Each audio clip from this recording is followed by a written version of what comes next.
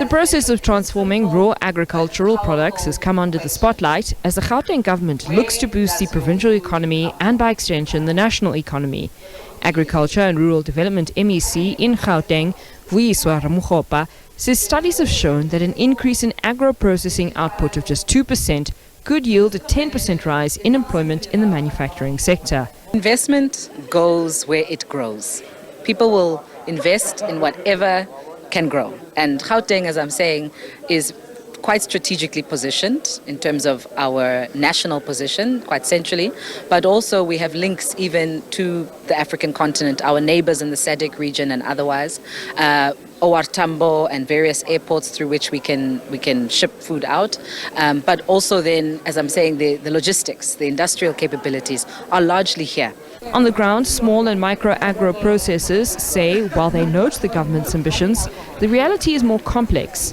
Manufacturer of a bottled chunky chili relish, Tsepiso Manyoha, says the compliance in food safety is very costly, while access to markets also presents its own challenges. I think our programs and assistance comes a lot for production. A lot of entities, the help is there to get you your facility, but once you are in the market, then what? That's where the really make or break is. I think for us, production hasn't been as big a challenge as really staying in the on access to market.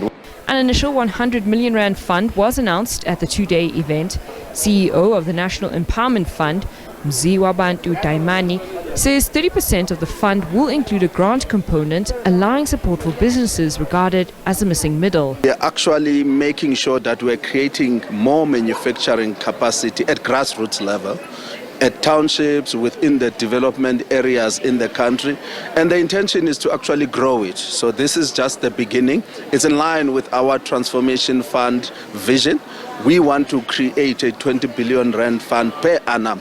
So we're starting small with these kinds of initiatives. While entrepreneurs like Manyoha welcome government investment, he says that funds are often delayed. It's the turnaround. So I think, our government funding and DFIs, it's a slow turning machine. Eventually it does happen, but the challenge for us is just, staying the process. As a small business, you need the money now, you need the assistance now. When I have a buyer from one of the large retailers, they want an order in 2 weeks, but the process of application and getting that funding can take up to 6 months. So we have that mismatch with our DFIs.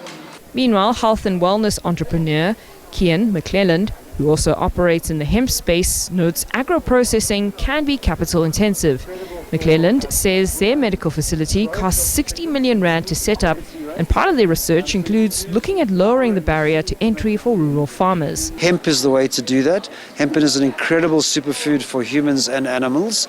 So we started doing that research in 2019 in partnership with the CSIR, and it ended up late last year with 2 products, a superfood for primary school children and a superfood for chickens, and that whole process was as a result of a partnership between Druids Gardens, Zindala Zumbili, the CSIR, and then it was funded by GDOD, the Gauteng Department of Agriculture.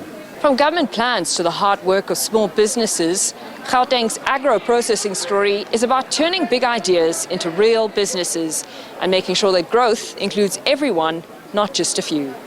Nosipho Khatebe, SABC News, Johannesburg.